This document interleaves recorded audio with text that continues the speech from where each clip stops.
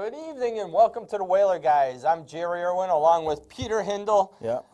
On that side of the blue line. He's behaving tonight, so he's not in the penalty box right now. Right now. We have Hartford Hockey live with us. Live with us. Good evening. Facebook Live. This rainy night. We're on Hartford. We're going out to Hartford, 121,000 people. We're going out to Facebook Live at 15,000 people when we get it out to our other pages. A lot to talk about. Lot to talk about. And I hope that the Oak Street group is watching us tonight live. Yeah. Wherever they may be. Why don't we start off with that story? Sure, that's a great story. Yeah. I believe when we look at the XL Center, the godforsaken budget for the state of Connecticut, we need that knight in shining armor to come along, and Oak Street might be that. And we hope that the CRDA is looking at it and getting ready to negotiate something with the Oak Street group out of Chicago, Illinois. And we've reached out. We have called Oak Street. We've emailed them. We've done a lot to try and get in touch with them. They kind of are quiet, which might mean a good thing because it might mean that things are going on. So well, the other thing is they might not be able to contact us because they're probably getting their bid ready to be submitted to the state of Connecticut and the CRDA for that bid process, or the RFP as they call it. The state has a request for proposals, and hopefully there's more than just the Oak Street group out of Chicago, Illinois, who is going to put in their bid for the XL Center. I don't know. What do you think? Well, I thought it was interesting, and we've talked to some people, not anybody that's in the no-no, say. Sure. But we reached out to Oak Street, we reached out to CRDA, but people in general kind of say that, they mentioned buying the XL Center and making it specifically NHL ready. They didn't say, let's make it a state-of-the-art facility. They didn't say, let's get those concerts in here, let's get Bruno Mars and, all those big... We want them. Yeah, we want that, but they specifically made the point of being NHL ready, and people have said to us, people that, have some common sense, they say, it's so interesting that they would offer this deal and make it about the NHL. I mean, why would you do that if there wasn't an iron in the fire and just say, oh, we're going to, let's make it NBA ready. Well, let's make it Major League Soccer ready. I mean, there wasn't any of that. It was NHL. Entertainment ready. In quotes, and that was straight from actually the state side. One of the spokesmen for Daniel Malloy spoke about that and said NHL ready and everything. And like I said, to throw that out there, it doesn't mean that team's coming, but is it interesting? Is it mean that there's probably maybe some discussions going on? We've heard from our sources downtown that there are people downtown in terms of the lawyer types for the NHL, for this Oak Street, for Malloy. So, how interested is the NHL in this whole deal? They look at it as like another place for relocation. And you said it best. They said it. To get it NHL ready. Let's just get the funding. Yes, with the eventual goal of it being NHL ready is one thing, which is obviously our goal. But again, I'm looking at it also from the Hartford aspect, which is how many generations are we going to lose not being able to see any of the events for young kids and young people and families to raise their kids in Hartford. To come into Hartford and enjoy what Hartford has to offer. Yeah, and it's been a 20-year downturn, and we're not going to go out there and say it's because the Whalers left that Hartford's been this 20-year. But I'll tell you what, it was a huge catalyst because if we do that, $75 million the Whalers brought into the economic vitality or vibrancy of Connecticut, of Hartford and the greater Hartford area. $75 million times 20 years, it's a lot of dough. Yes, exactly. And if they came back today, it would be $108 million. That camera's jumping. Watch that thing jump. No, it's by itself. Watch. What? Yeah, it's jumping. So when you're dilly-dallying around, it bumps back and forth. He's seeing things. You all right? I'm seeing plenty. How many fingers? I see you next to me. If you say Tuesday, that's a bad thing. But with the playoffs here, there's hope that we can relive like was posted on Facebook yesterday. Woo! How many years ago was that? So April 23rd, 1986, the biggest goal in Hartford hockey history. Get to our page if you want to see this. 10,000 people have seen it in a matter of a short time. Kevin Dineen's goal in Game 6, the overtime winner, where he goes and beats two Hall of Famers to make that play happen. Exactly. He goes around Larry Robinson, and he beats Patrick Waugh, who's a rookie, but went on to Rookie of the Year. Yeah. That team went on to win the Stanley Cup, and Little Hartford took the Montreal Canadiens to Game 7. And, people may say, like, well, what's the big deal? But, that was like taking on the Yankees. Well, or the Dallas Cowboys. Or the Dallas Cowboys. Back in the 80s. And sticking it to them. Sure. Yeah. And, I was there. Were you there at that game? I was not there. I was watching it, though. Okay, I was at the game. I got complimentary tickets from Dana Merzen, the defenseman for the Hartford Whalers, number 4. And I sat behind the goal where Patrick Waugh gave up that goal. And, it was great because it killed him, and it was wonderful to watch because you know how much I despise those Montreal Canadiens. It was so cool, though, to see fans. And a lot of you fans do this, and I think this is the coolest thing because Jerry and I know the XL Center like the back of our hands, literally. So, like one guy wrote in, Section 107, Row V, seats 7 and 8. 35-year season ticket holder, and you know what? That's exactly. And those are the people that are important to us. Yeah. Are the people that stuck in there through thick and thin. Yeah. They invested their money. They're proud of their seats. Exactly, and that was their community. Right. As we have said before. Sure. We also. Where I was sitting was like section 223, which doesn't even exist anymore because there was that short porch with the big back seating. Yeah. So that doesn't even exist when they remodeled that particular area. So I relive it. And I've always said, if you want a marketing tool, you light that goal up on the XL Center Jumbotron and say, you know what, this is what Hartford can be again. Yeah. You can have 15,000 people in there cheering for their team. Yeah, easily. And again, it's up to see what the state of Connecticut is going to do with this outdated facility. Yeah. For $50 million, they might be able to buy it, Oak Street, and refurbish it and get it out there. Yeah. Or and, it's just, and or put it's just restaurants and businesses back in this building, which has been a disgrace. Get the atrium back from Northland. Well, we should probably talk about the playoffs. Lindsay's got some photos here. They throw up a photo, so we don't know which teams the series is coming next. They're almost all done. You got a huge game tonight. We'll get to that. So pick a picture. What do we got here? Is that the Golden Knights? Golden Knights and the Kings. 4-0. That was first of all, I wanted the Kings to win, or the Knights to win. Yeah. I didn't think they would shut out Jonathan Quick and the LA Kings in 4 straight. Yeah, as a matter of fact, what we did was we picked, so I had the Knights winning in 6 games, and you had them in 5. Okay. But you know what? They're 4-0. There's another team that's 4-0, and they're going to play them next. So a pretty impressive series. The Golden Knights, are you ready for this? #1 power play in the playoffs. The Golden Knights killed 92-point-something% of their power play. Wow. Yeah. And Marc-Andre Fleury, 2 shutouts. Yep. And 4 wins. And a save percentage of, I believe it was 94 or 95%. Wow. I mean, the best. Defensively, the Knights have that type of team where they can frustrate you because you can't score. The only thing that worries me about that first series is not a lot of goal production. And again, they were playing the LA Kings, and they're no slouch when it comes to the playoffs. Right. But not a lot of goal production. No. I think the most goals they scored was in a 3-2 winner in a double overtime. Yeah, it was all 3-2. There was 2-0 or 1. It was a low-scoring matchup, and the Knights got it done. And they were even a little on their Twitter saying, "Hey, we're the first ones in round 2. Right. Where is everybody else?" Right, and that's fine. It's good to be cocky. Just be confident. Yeah. Because they're going to be facing a very tough San Jose team that also won 4 in a row. That won 4 in a row with the 3rd game. I think they won 8-1. Yeah. So they again, piled it on. You bring back that goals per game. Yeah. And San Jose has the firepower. They do. And you hope Marc-Andre Fleury is ready for him. But I mean, that's going to be another good rivalry for the Knights.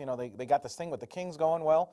Good luck to them. We'll see how it goes because now, we'll see where this is going to cut the mustard time because if they can roll through San Jose, then they're all of a sudden a threat to win the cup and go into the conference finals. So let's see the next picture. We've got another matchup here. They're all done except for one. Now this one here, the Penguins overcame the Flyers. Yeah. And the big thing on that is our prediction on this one when we get to the Penguins and the on the money. We were 6 games. And the Penguins won in 6 games. Yeah. The big thing in this game is injuries. The Pittsburgh's reporting that Carl Hagelin will not make the trip for the first game. Yeah. Malkin will make the trip, but it's unknown if he's going to play. I heard he may not play either. So that is a huge advantage for the Caps if they can get like the first game, and because you don't want to do what you did with Columbus, where you got to win 4 out on the backside. Because what happened here was Columbus jumped out to 2-game-to-none lead, and then all of a sudden the Capitals caught fire, and it was Brandon Holtby, I think, that came in. Apparently they fell asleep. Yeah, but Brandon Holtby came in and had 94, 95 save percentages, and don't forget he had a rough spot go this year, and he actually got replaced, and he didn't start this series. No, he didn't. But now he seems to have it. Well, you have a very veteran goaltender. Yep. He's a very good goaltender. He used to play in Hartford with the Hershey Bears. Yes, I remember seeing him. And the other thing is, his heart was broken last year when they didn't make it past the second round. Yeah. And I think he has something to prove to the rest of the league that he could be the one to get them over that hump of the second round. And Pittsburgh is just deadly. I mean, you say what you want about Sidney Crosby, 6 goals, 7 assists, 6 games, 13 points. I mean, amazing. Yeah. And he's not the only one either. And you know what? Everyone says hit him, hit him, hit him. Go ahead, try to catch him. Yeah. He is elusive out there. Yeah, and you're gonna have to deal with somebody when you do hit him. I think he whines an awful lot. Oh, I think he's a baby. Yeah. But he's a very, very talented hockey there's player. no question. I mean, just even the regular season when he was batting those pucks out of the air to score a goal. And he did it in the playoffs. Yeah, you just don't. Yeah, you just don't. It's not something you see every day. He's talented, and so he whines, and they call him Sydney and all, Cindy, all that. Cindy, yeah. But I mean, you know what? Hey, you all would love him on your team. I don't want to hear anything. Absolutely. Yeah, everybody would. I mean, how many times is you like the Yankees, but you see someone on the Red Sox. You don't like him on the Red Sox, but you take him on your team. I probably would, and the Yankees do that. And so, the same thing. I sit there and watch Dallas every Sunday and be like, I can't stand this team, but I would take that guy right now. Getting Washington Redskins going to get Des Bryant? Is that what you're saying? I hope not. Yeah. Okay.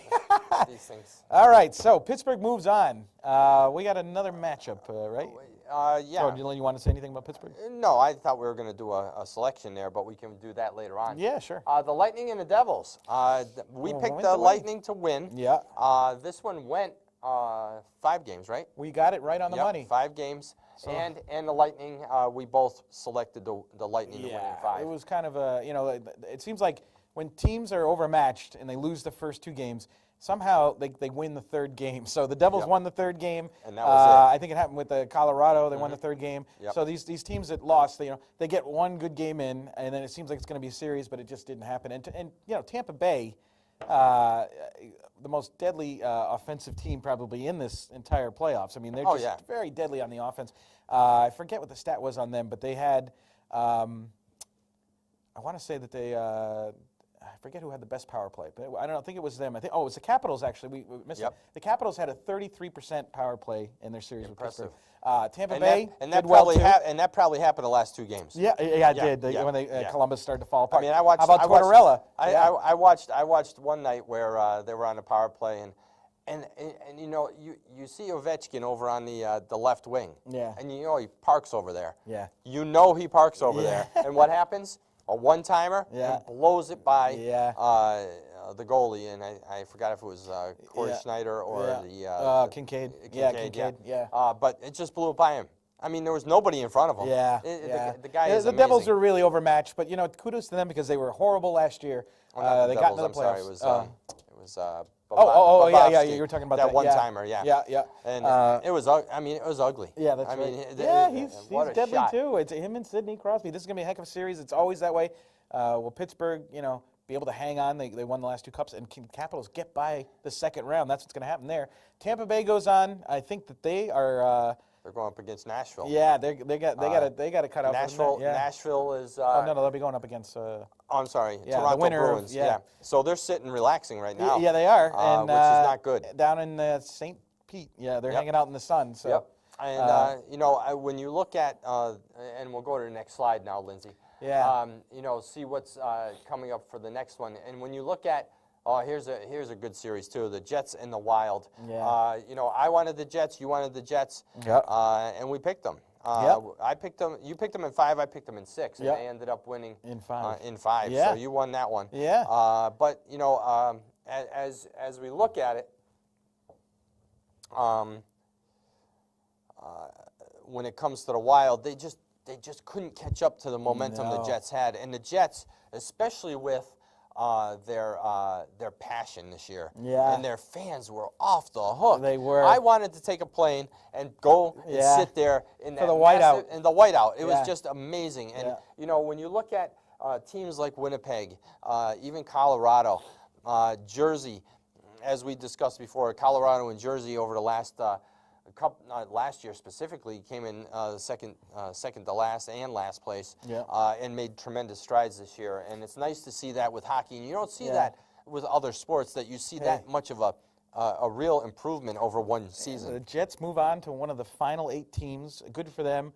They came back in 2011, 2012 season, and so you know, this was a dominant playoff series. They won 4 out of 5. They seemed like they were rolling. But now they will deal with the Nashville team that's quite deadly, and they're going to be, of course, not the no home field, no home ice there. No, not at all. And you know, Nashville's going to be tough, but you know, it's nice to see that WHA team in there, kicking butt and taking names, and good for them. So happy for the people of Winnipeg, and you know what, you got your work cut out for your next series, though. But, you know, as we've talked about with the playoffs, it's a brand new season. Yeah. It really is. It is. is. You can't predict what's going to happen. I mean, look at, we'll get to it in a minute, but the Boston-Toronto series is outstanding. That's amazing. And, you know, we'll go on to the next series and see what we have. The Bruins and Maple Leafs. Here we go. Now, me being a Bruins fan, tonight is Game 7, 7 o'clock in Boston. I don't feel good about this. I really don't feel good about this. We got to clarify this, though. That's your team you're rooting for. I am. And most people rooting for their teams don't feel good about. I don't feel good that Toronto was able to get back into the series and take it to a 7th game. I think the momentum has changed. The Bruins had a chance to eliminate them in game number 5. Yeah. They failed to. They got to game 6. And the horrific incident that occurred up in Toronto, and again, our thoughts and prayers go out to the victims. It was terrible. And the families up in Toronto for that horrific incident, terrorist event. And it was, I think, if you look at a positive that came from that, is the strength of the people of Toronto, their hockey club. Ron Hainsey was interviewed, and he said that they're playing with all their heart for their fans and the people of Toronto. You know what?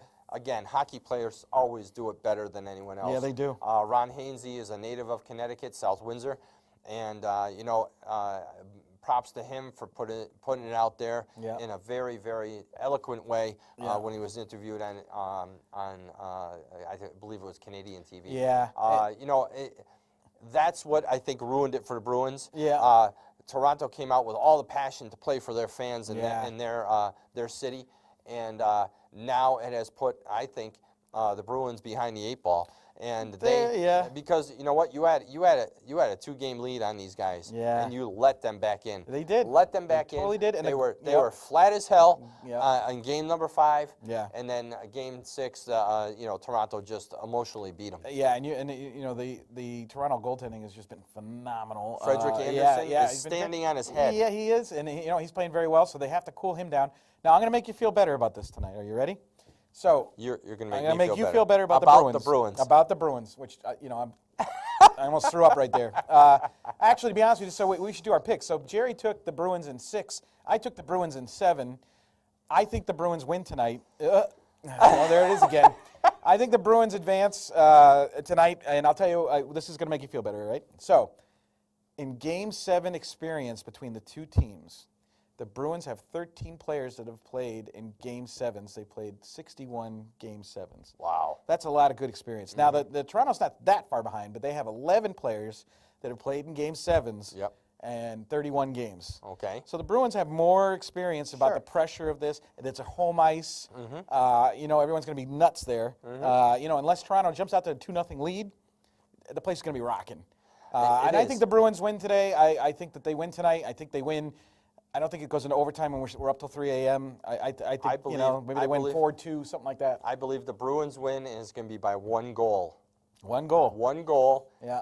And I think it's going to be a very hard-fought battle. Yeah. I'm going to go with 1 goal. I think the emotion has changed, and that much, huh? I really do. Yeah. I really do. I think the Bruins are kind of looking over their back, and and I believe that's one goal. Wow. Well, and you know, remember, yep. Patrice Bergeron has played in nine Game 7s Yeah. and has scored 2 game-winning goals, including the yeah. 2013 Game when they 7 came back from and a beat 4-1 Toronto. deficit. Yeah, and that was I think that was an overtime, the game winner for that one. I think. Did they tie it up and go into overtime? no, they didn't. They I didn't. think it was regular. Oh I my think gosh. I think it was regulation time. You know, That's what made it so crazy. Yeah, and this is the original 6. The only 2 original 6 teams. They went 7. The rest of the NHL is waiting. So this game tonight gets all the attention. It's a huge match. Original 6. You know, you can't get any bigger. As we've talked about the viewership. Yeah. In the Hartford County area. Yeah. Has been what, 60%? Yeah, it was. I think. No, we were 8th. Yeah, we the were ninth out of 10. Yeah, but I mean 10 that's cities. nationally. The Hartford New Haven market came in 9th for viewership. Now, a lot of Nationwide. that is a lot of that is Bruins. Sure. So if they do lose tonight, we'll have to see where those numbers go. Are less people watching? You have to love the idea though of a Bruins Tampa Bay series. Yes.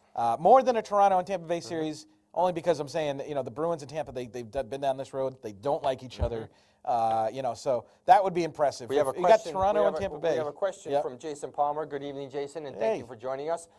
Anything new with the XL Center buyer? As we discussed at the top of the show, we have our feelers out, email and messages to Oak Street to see if they're willing to come on our show, talk to us, and explain what their vision is for the XL Center, if they can. Again, they might be tight-lipped on this until they put their bid in with CRDA. Yeah, NHL Ready quotes. That was a big thing. Yeah. Yep. So we'll have to see. But we only have a couple minutes left, so we're going to shoot down the rest of the. All right. What's our next matchup? Well, what's the next slide? The Capitals and the Blue Jackets. We talked about that. Yeah. I picked the Capitals in 6. You picked them in 5. I had them in 5. And where'd they end up? They were 6. 6. 4 to 2. You got a knocker there. All right. So now, next slide. The Predators and the Avalanche. Yep, and the Predators ended up winning that game in 5. 6. Yeah, 6. Yep. I had 4 games. I thought they were going to sweep, actually. You had 5 games. And we thought pretty much that, and again, just like New Jersey, hats off to Colorado. Yeah. Horrible year last year. You're in the playoffs. You won 2 games. And not bad. You know what? They played a very, very tough team. They did. President's Cup champions there with the points totals. Yeah. Next slide, Lindsay. All right, the Ducks and Sharks, we talked about that. That was a 4-0 shutout. That was a stinker. Pete and I had them in 6. We thought 6, I really did. I thought the Ducks would at least win 2. But the Ducks had nothing. I mean, they were more like clay pigeons. Yeah, they had nothing at all. So, next slide, Lindsay. I think that's it. I think we covered everybody. We're good? All right. So, you know what? We got Nashville right. We got Winnipeg right. Yep. We got the Knights right. We got the Sharks right. We got Tampa Bay right in terms of series winner. Yep. Tonight, Bruins and Toronto. We both got the Bruins. Got a good shot there. We got the Capitals right. We got Pittsburgh right. And a couple of them, we got the right number of games. So how about that? We are 8 for 8. 8 for 8 on our matchups. We are not changing career paths. The prognosticators of Hartford hockey. That's right. Tell us how you did. Let us know how you did on your predictions. Go on the Whalers Brigade page and let us know. Yeah, because we'd love to hear from you. So, what do you think? You have the Predators and the Jets. Yeah. Who are you going with? I hate to do this, but I would have to go with the Predators in 6. I mean, strength-wise, I would go with the Predators. Yeah. I'm going to go 5. 5. Mm-hmm. Yeah, I mean, you know what? If Winnipeg wins that series, I'd be over. No, I'm going to go 6. Yeah, because I will give Winnipeg more credit. I just don't know how strong the Predators will be. Yeah, it depends on you got to get Winnipeg has to. I mean, you say it sounds so cliche. Got to win one of the first 2 games minimum. Minimum. Away, yep. Going down 2-0 is just it's a hole, and it's like just like in baseball, you go down 0-2 in the count. Yep. The pitcher can throw anything he wants at you. So, all right, Golden Knights and the San Jose. I'm nervous about this one. I'm nervous about the Sharks and the Knights. I am going with the Knights. I am too. I'm going with the Knights. Yeah. But I'm going in 7. 7. All right. What are you going? I don't know. I think Lindsay's giving us the wrap it up sign. Wrap it up?